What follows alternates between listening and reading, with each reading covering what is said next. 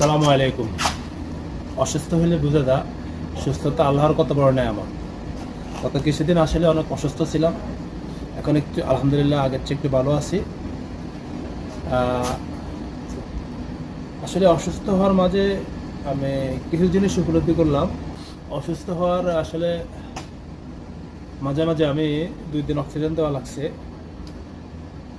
আধা ঘন্টা করে।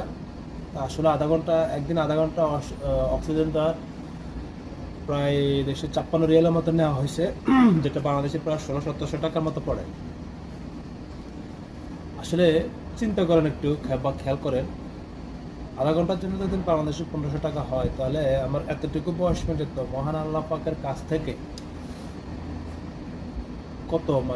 কত টাকার অক্সিজেন গ্রহণ